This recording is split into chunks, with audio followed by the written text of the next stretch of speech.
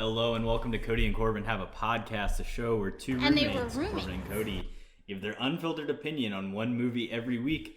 This week on the show, we're going to be talking about Holes. You and your family will be cursed for always and eternity.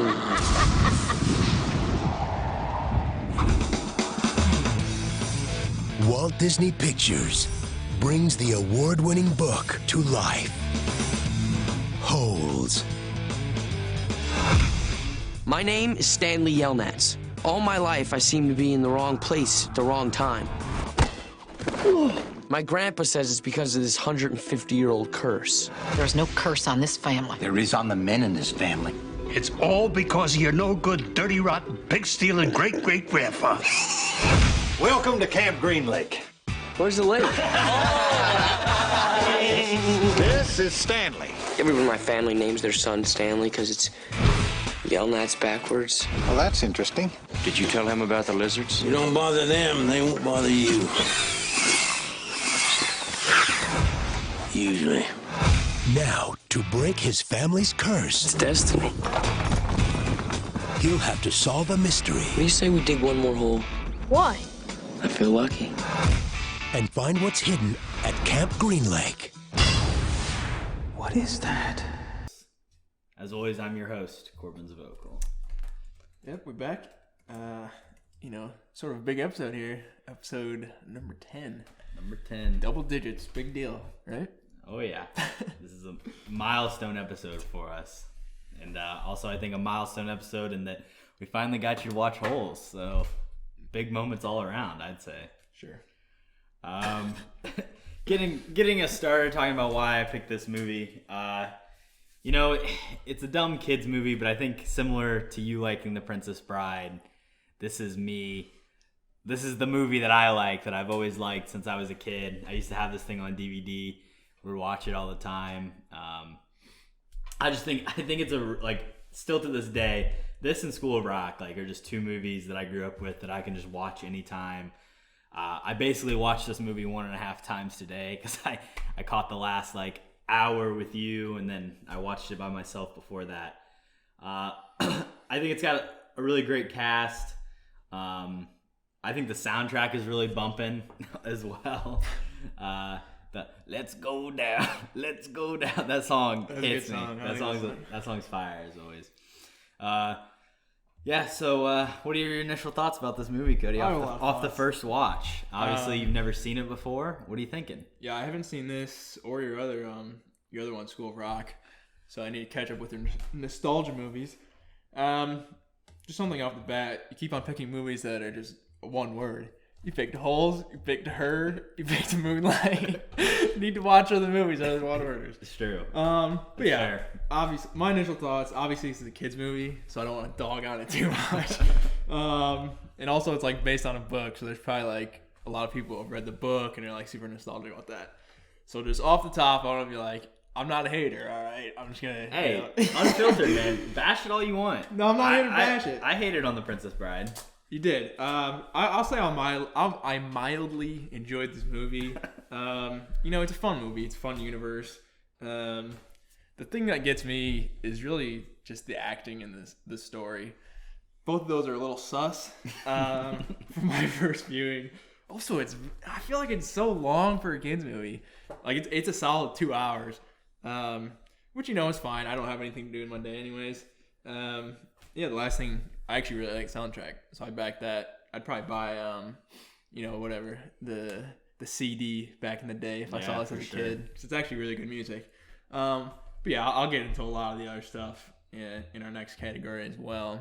Do you have anything else for? Yeah, so with this movie, I think to a certain extent it tries to do a little too much, but I think it does a pretty good job of juggling basically what we have 3 different storylines. There's a lot going on. Yeah, and I think partially because it was a book, so in books you often have a lot of subplots and a lot of it's hard to translate. It's hard to translate that, and the author of the book is the person who wrote the screenplay for this movie, so it is a pretty faithful adaptation to the original source text. So in terms of people talking about how it stands up, the book compared to the movie, a lot of people that read the book really enjoy the movie, because it's pretty similar and it doesn't cut out large portions of the book. But it does, I think, because of the way the book is formed, it takes these 3 different storylines, and it does something really cool where it, you know, connects them in the end, and then they kind of all come together and they all have their moment.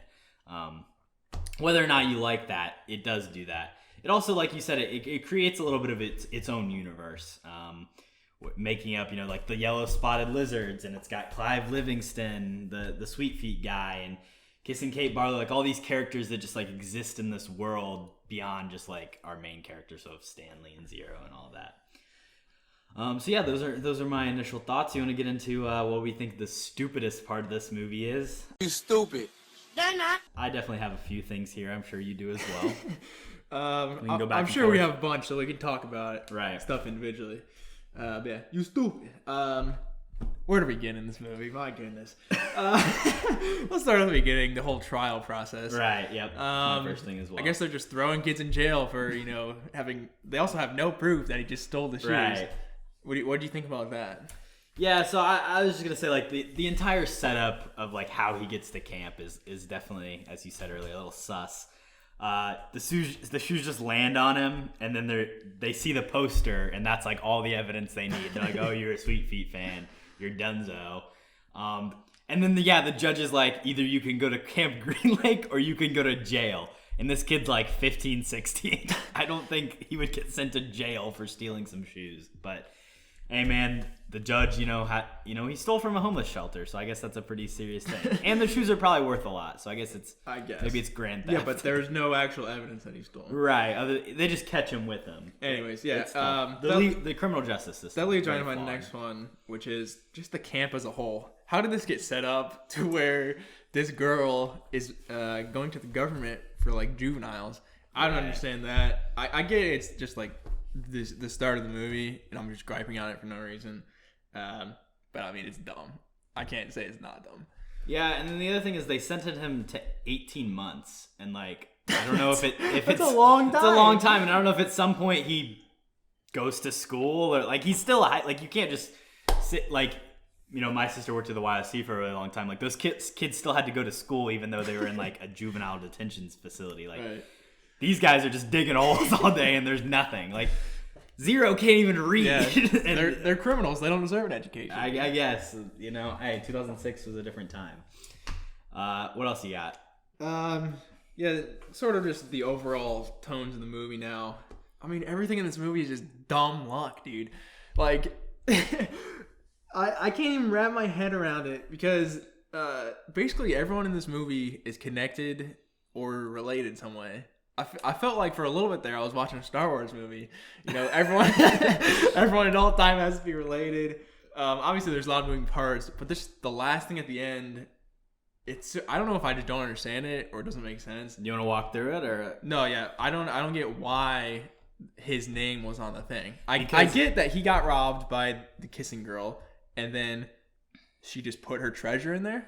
Yeah, so she obviously Sam gets killed, so that turns her into a criminal. She goes around killing people, stealing stuff. The last person she steals from is Stanley's great grandfather. Great grandfather. Just great grandfather. Stanley Yelnats the first. Right. And I guess she just uses the chest that he takes from him to store all of her gold and everything, and then she buries it because she's lived out this life.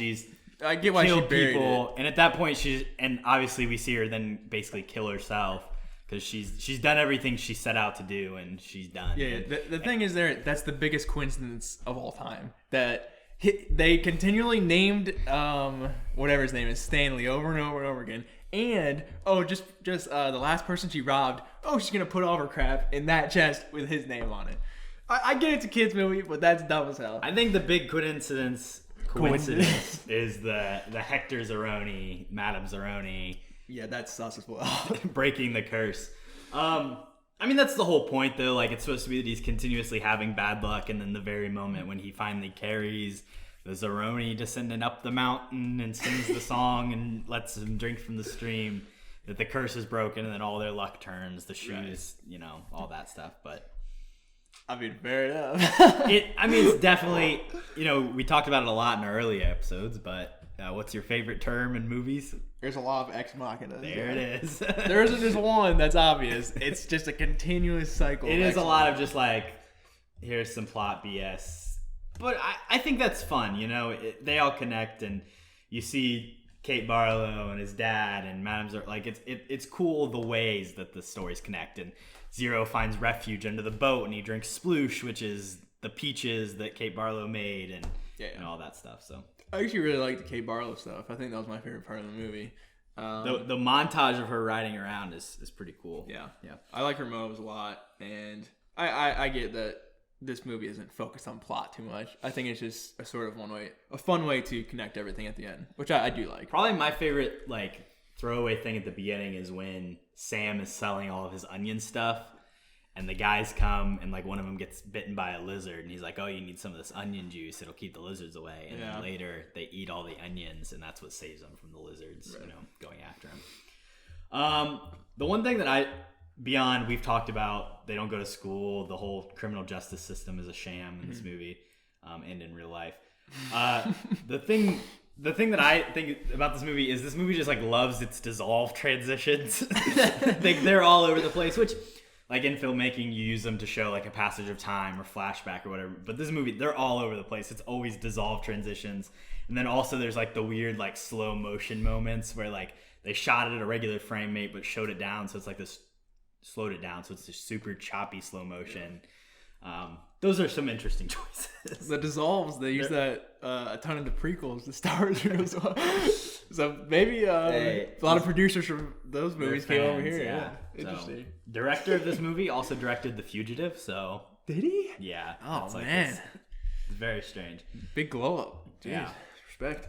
You have anything else that's stupid about this movie you want to talk about? I pretty much covered all of it. All right, fair enough. Went on a little spiel there. We'll probably come back to it. Yeah.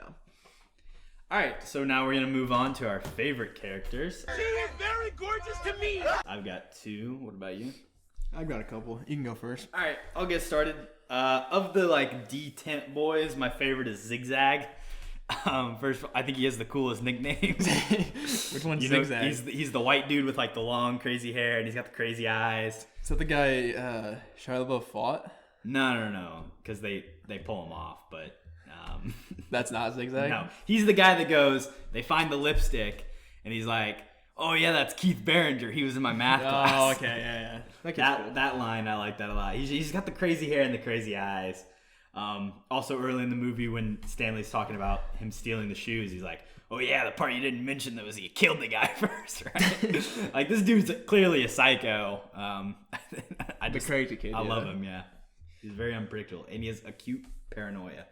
All right, I'll pick a kid as well. I'm just assuming that this is your other pick, but I could be wrong. It's Zero.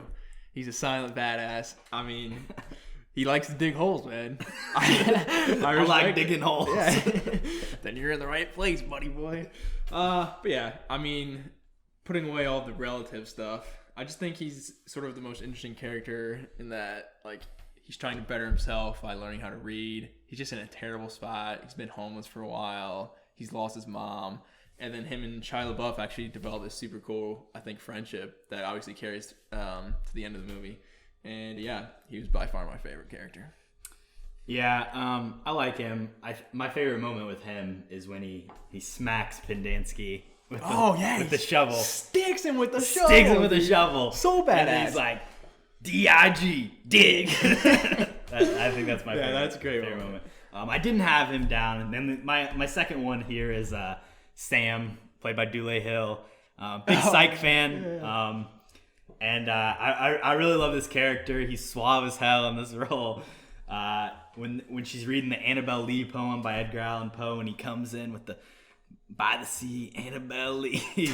Man, that dude, he's a heartthrob, I tell you what. I can fix that. And then, yes, of course, the "I can fix that," the best line in this movie, the beautiful stuff. What a love story, honestly. Yeah, I actually really like that relationship between him and the Kissing Bandit. Yeah. I think for like the limited number of scenes they have, I think that's like the most well fleshed out couple characters. Super good, it's really well done. Chemistry. Yeah, really natural, I feel like. It's good. But yeah, my other one was the counselor guy, the fake doctor. You know what I'm talking about? Pendansky, yeah. What's his name? Dr. Pendansky. Pendansky, sure. I just think he's actually really funny in this movie. Out of the adults, he's really the only one I found funny. So yeah, I think he was cool. He had that cool sunscreen on his nose. Yeah, he always had a really bad sunburn around his head, and just sort of like he had really good one-liners, and his physical comedy was actually decent too. Like after he gets smacked with a shovel, and he tries to get back up, and he just falls right back down. Yeah, out of the adults, that's who was my favorite character. So, all right, so we can move on to our least favorite character. My least favorite character is Dr. Pendansky. Is it? What? The dude's just a dick. Like throughout the whole movie, he's so mean to Zero. He doesn't even deserve it. That's true. Like he doesn't even call Zero by his real name, and he like refuses to call anybody else by their nicknames. And then he's like, "We call him Zero because he's got nothing in his stupid little head." Okay, other than with his interaction with Zero, yeah, he is terrible to Zero. I mean, he's terrible to all the characters. He's Stanley, whose fault is that? At least he's lovable though. All the adults are dicks, but he's the only lovable one, I think. I like when Sigourney Weaver's like, and fill up their canteens, and he's like, I already did. Yeah. That was a good moment too. Yeah, that's good stuff. But yeah, I just think he's just a dick. Yeah, and a bit of a pushover compared to Mr. Sir and the Warden. That's also true. I think there's lots of unlikable characters, but going into the movie, I didn't expect the people I hate the most to be the other kids in the camp, and that ended up being what it is. Just when he gets there, they're just assholes. I get they're criminals or juveniles, whatever, but they're still like kids in a desert trying to survive. Armpits, he's sort of like, I feel like one of the nicer ones out of them, and he's still kind of a dick. What's the black kids with the glasses name? X-Ray. I couldn't remember that. X-Ray. He's actually an asshole because he takes the bullet or the lipstick or whatever, counts it as his own, and then at the end, in between he's still an asshole, and then at the end they're like, oh, we're all best friends and stuff. Yeah. I don't really buy that. That kid sucks. He like takes the shovel on because he's got to have the shovel. That's the right. Well, that's fair. He's been in there a while. I mean, yeah, he's just all about like. Also, the kid who fights Shia Labeouf, like I was talking about earlier, that dude's also a freaking asshole. Yeah, that's just some random. Just most of the kids are just complete dicks for no reason. Yeah. I need a dick. I like Magnet. He steals the puppy. Yeah, Magnet's cool. Also, I would have gotten away if my pocket didn't start barking. I like Twitch too. Yeah, he wasn't in it much, but he's likable. Yeah. And then my second least favorite character, I'm just gonna have to say it, Stanley. Dude's a bit of a whiny little bitch sometimes. Like when Zero comes up to him and he's like, "Can you teach me how to read?" And he's like, "I'm sorry, I'm too tired from digging holes all day." The kid just wants to read. That's tough. I was surprised when that happened. I mean, yeah, that's a big moment. And just like the whole time, he just seems like so clueless. Like he can't pick up on what's going on ever. And like even when they give him the nickname Caveman, he's like, "Who's Caveman? Oh, is that me?" I mean, if I started calling you Caveman, would you do the same thing or no? I think I'd figure it out. Who else would they? I mean, he did figure it out in like 10 seconds. I don't know. I think that's just some big Stanley hate there for no reason. I like this movie, so I gotta pick a little bit. I think Stanley's dad is more of an Henry Winkler. I like Henry Winkler, but you know his character in this movie. I mean, he's not in much, but he's got shoes and he's got deodorant. That's about it.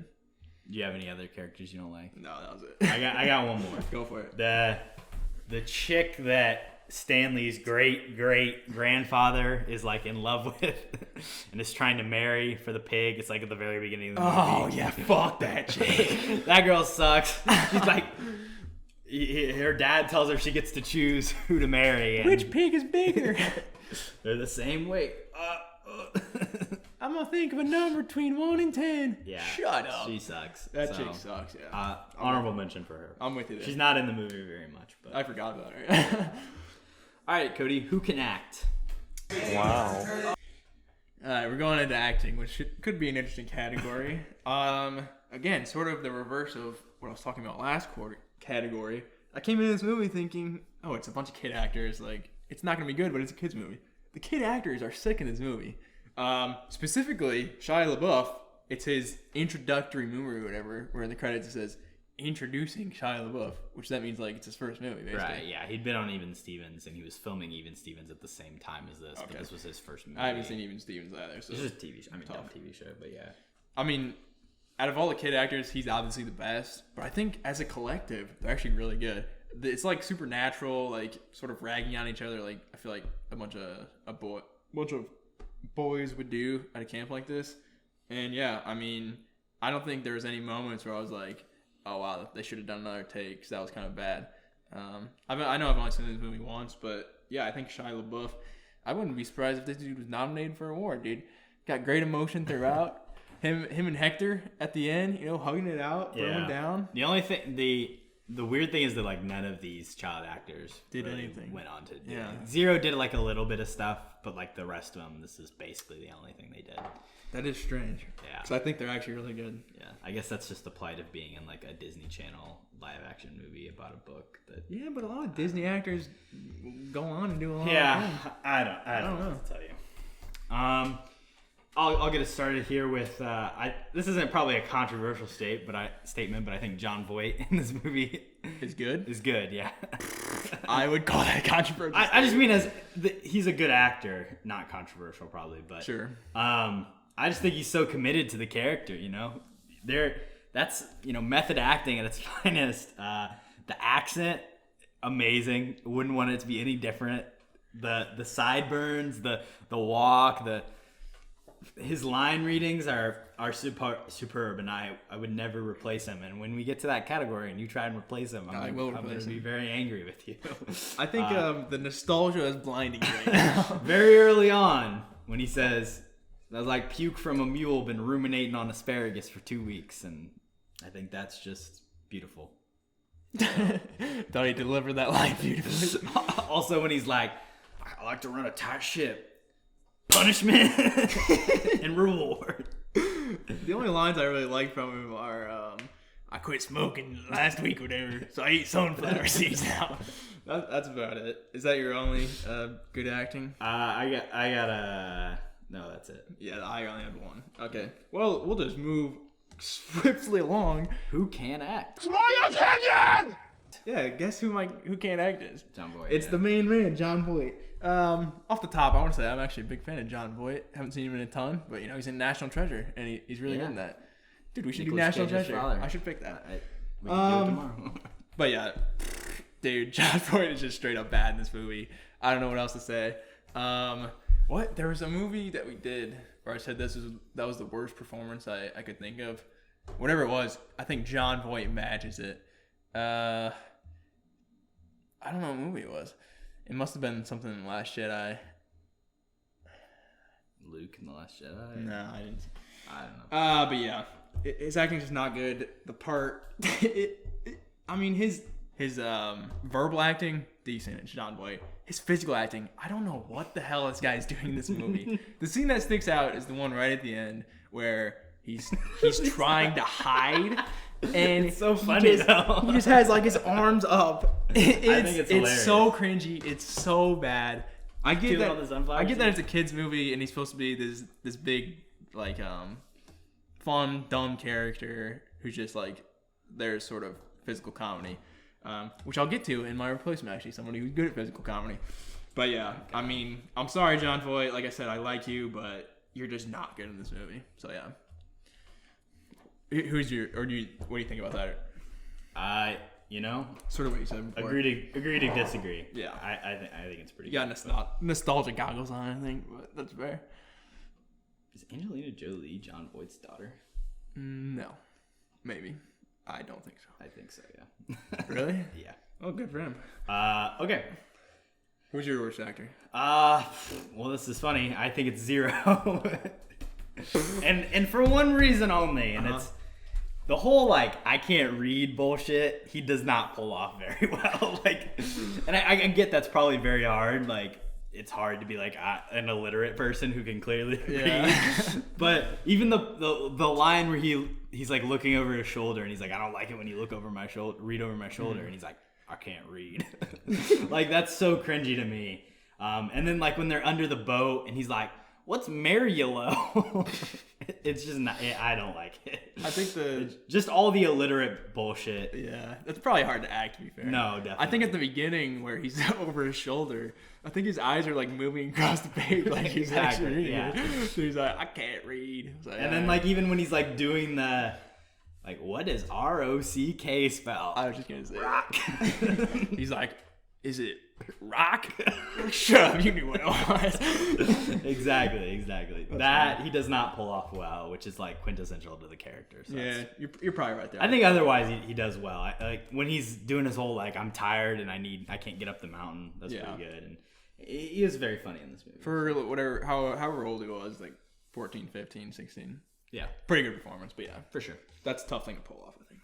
Do you have anything else for this category? No, I focus mostly on Jon Voight. Fair enough.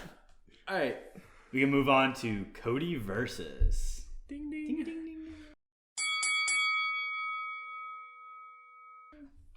What do you think, Kody? I think this is the easiest dub of all time. I'll be honest. I literally have to do nothing. I get framed the same way. This movie is dumb luck after dumb luck. So, hey, me and Henry Winkler, we're kicking it, dude. We're kicking it for life. He's got his onions and peaches that he just randomly found. So, I mean, that's sustainable. Also, we have just millions and millions of dollars from our great-grandpa's case that, Zero dug out of the ground for no reason. So, yeah, I think I'm in pretty good shape here. What do you think? Yeah, I would say so. Stanley isn't a particularly special character in any way. He's just kind of an average Joe who's pretty lucky. Shots fired. Well, he's unlucky and then lucky. Yeah, so. I think I'll give you the dub here. Like he said, not a too tough matchup. Oh baby, Dub Nation, back to back. We don't take L's around here. I'll pick a harder movie for you next time. We don't take L's. We're gonna take a quick break and we'll be right back. All right, and we're back. Cody's watching the Sox game. Not interested in the podcast. Watching the score of the Sox game. But we're gonna go ahead and move on to what we would add to Fortnite. It's the guy from Fortnite! Wow. Didn't get any dubs today in Fortnite. We were close a couple times, but we also suck. So that's Vanna's fault. Though, yeah. Exactly. What would we add to make it so that we can get some W's? What's it gonna take from holes? What do you think, Cody? I got some obvious picks here. First off, the yellow lizards. I think that'd be cool. Obviously, with animals now in Fortnite, and especially animals who attack you, such as dinosaurs, I think lizards are an easy option here. I want a little caveat in there though as well that you can eat some special onions to if you eat those, then you control them and they don't attack you. So I think that I feel like that's the obvious choice. I feel like you probably wrote that down as well. Yeah, just taking my stuff right from me. Yeah. Like I said, I also put yellow spotted lizards, also onions. Even if they don't have this lizards, just having onions. I mean, they have bananas, apples. They have every food. Why everything except for onions. Add onions that make you smelly or something. I don't know. Could be cool that like if the lizard bites you or something, you get like poisoned or something, so like you slowly lose health. Or I like that. Once a lizard bites you, you have to go find onions or you die. Yeah, something cool. like that. Okay. I also had just as a skin the orange jumpsuits and a shovel. I'm sure there probably is a shovel pickaxe, but I think that probably the most iconic look in this movie is just all of them in their orange jumpsuits. You could have the different styles, the half done. I don't know. They kind of just look like prisoners. So yeah. I don't know if you would get that it's holes as opposed to just some people in a federal penitentiary. You'd have to have like the shovel and the red hat. Maybe. Yeah, for sure. Yeah. I have another one. I think the camp as a whole is just sort of a cool location that you could add to Fortnite. There was desert in Fortnite, not so much anymore. You have like the camp with all the lodging and buildings and stuff. The butter barn. Yeah. Then off to the side, you could just have a whole freaking desert with a ton of holes in it. Yeah. I think that should be a cool location. But yeah, that's all I got for this category. Hide in the dirt stacks. Yeah, exactly. You can go down in the holes, like camp down in there. Find chests. Yeah, exactly. Literally. Find gold. You could dig up chests. There's something. Wow. Fortnite. I mean, when are you going to hit us out, dude? This is all just easy money. Off the dome coming up with stuff right here. Yeah. Anything else you want to add to Fortnite? Nah, that was it. All right. Now we're going to replace an actor or director. I've got a couple here. You're fired. You're fired. You're fired. You're fired.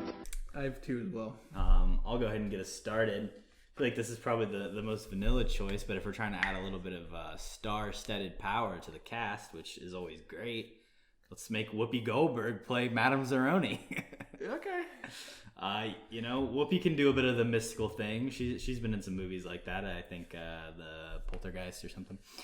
Is that the one? No, she's in Ghost. Ghost. That's Poltergeist. Ghost. Completely different movies. I think Whoopi can pull that off. Whoopi can pull off anything, to be entirely honest with you. But she'd be better than whoever the weird lady in this movie is. I don't know. I feel like if Whoopi's there, she needs more screen time though. Yeah, and it also might be a little too distracting. But I'm trying to make the cast even. I mean, this is like like we said, for a kids movie. Jon Voight, the dude who plays Pendanski, was in A Brother Where Art Thou. Sigourney Weaver, Shia Labeouf went on to do great things. I mean, Rick Fox shows up for a little bit. Like, all these characters, all these people that are only in a movie for a little bit. Dule Hill was obviously in West Wing for a really long time, and then he's still a recognizable actor. Yeah, he's like pretty recognizable. For a small role. Also, Patricia Arquette, like decently famous. So yeah, she was like third billing, I think. She wasn't even in that much. Just more star power. Get Whoopi in there. Why not? I'll go for my more serious one first. Sort of just what I was saying before about the sort of strange directing choices. So I say let's get rid of the director. Haven't done that for a while. Let's ditch the big boy and let's throw in the guy who wrote the book. He wrote the script, which I think is an all right script, but just some of the choices that the director made, who is a good director, evidently made The Fugitive. I don't even know his name. Very different movie from this though. So. Oh yeah, definitely. I mean, yeah, but directors can make different types of movies and be successful. I say we give it to the original guy. He knows the story. He knows the characters. I think he would come up with a better cut because it's like you said before. It's three different stories moving continuously. I just didn't think they meshed to the point at the end where we got a conclusion to all three.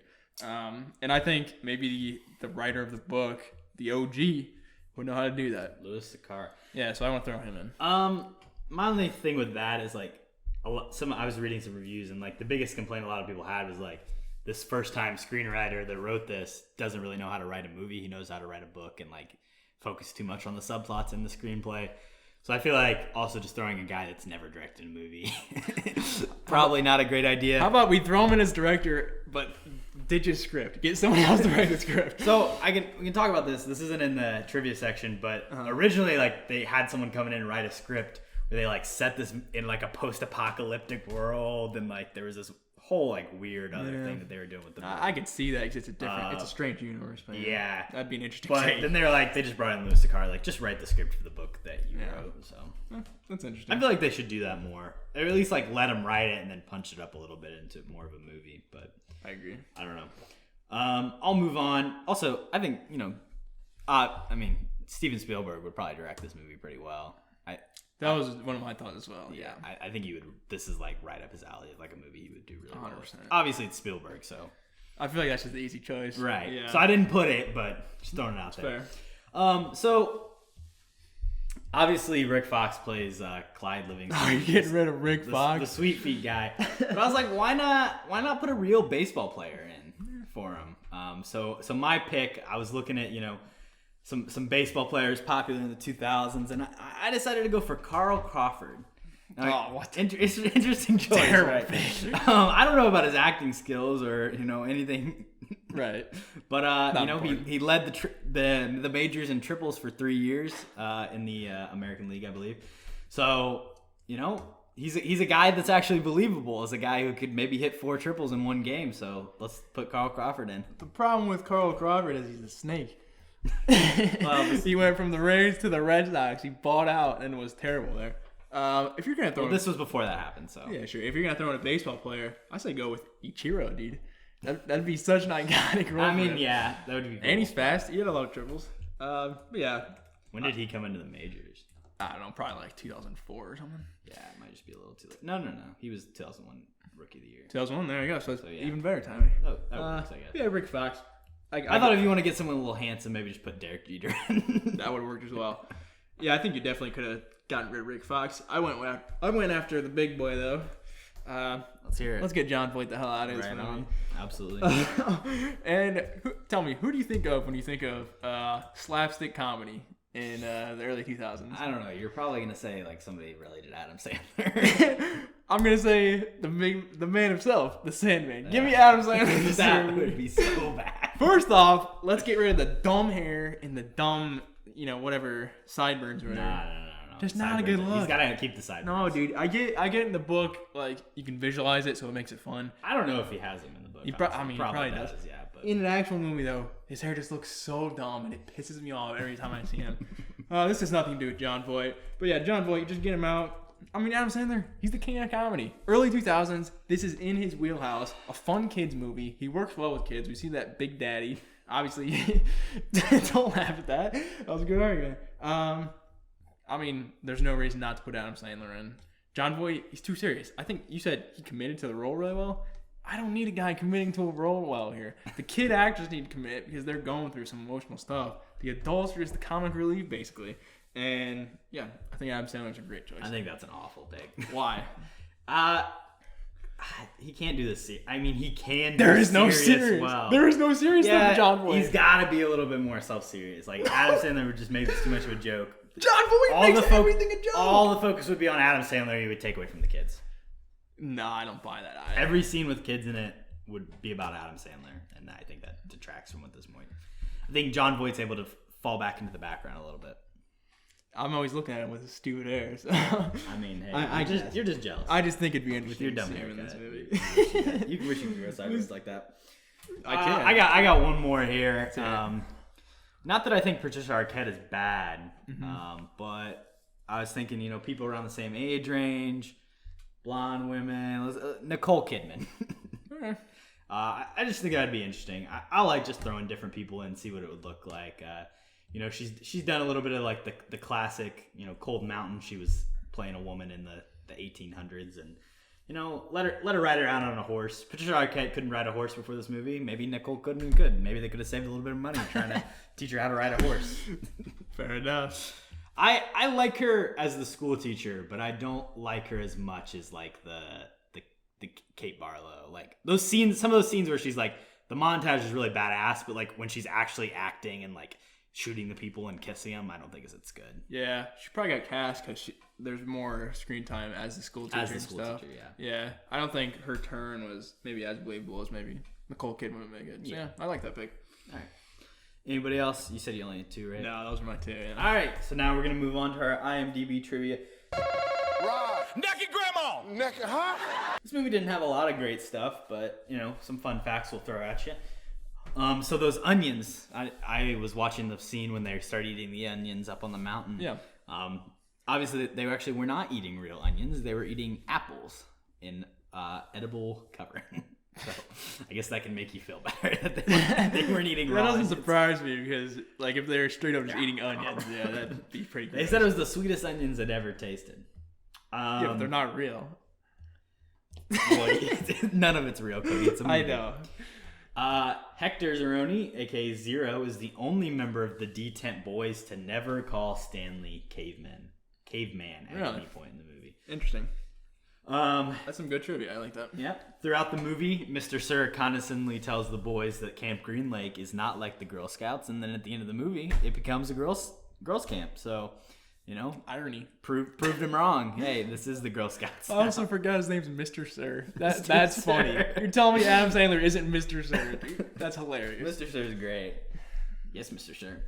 And then finally, if Stanley is really expected to dig one hole each day for 18 months straight, not counting a leap year, the total number would be 547 holes, which is a little insane. It's a lot of holes. I don't know how they honestly didn't find the... I realize the desert's really big and they've dug a lot of holes, but I don't know how they haven't found it a little sooner. Like, they just now happen upon the treasure. Yeah. I mean, if you just spread out where you're digging and not just dig, straight out to the end, they probably would have found it faster. Yeah. Also, I don't know how long it's been open, but... Well, I mean, they said that they've been digging for like hundreds and hundreds of years. So. Well, yeah, because the warden's grandfather is the guy who was tried to get it with Kate Barlow. Yeah, so. And he was making 3 generations, yeah. Right, and he was already pretty old at the time, but then he made his daughter. That is also iconic line from this movie.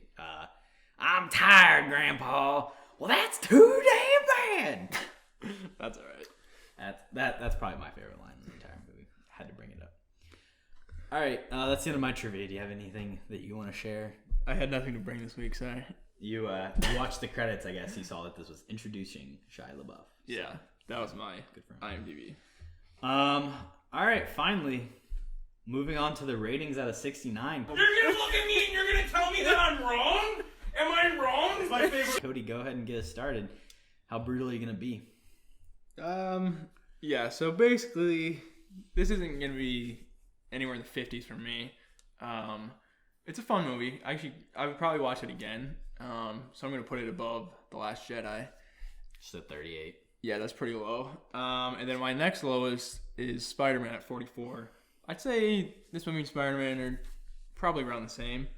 So I was milling around the low 40s. I was like, hey, let's throw it at 42. The old Jackie Robinson. So yeah, that's probably lower than yours, I would expect. Although your rating system is messed up, so I actually don't know what you're gonna put. So I'm gonna give this movie a 53. Oh wow, big number. I just really love this movie, and I can't disrespect it with the score. So yeah, it's below Gone Girl, obviously below The Departed, Moonlight, Her for me. Still in the 40s, or in the low 50s, but I think it's better than The Last Jedi. I think it's better than Spider-Man. Oh, it's definitely better than The Last Jedi. Better than The Princess Bride, in my opinion. That's fair. So yeah, put it in at 53, right below Gone Girl.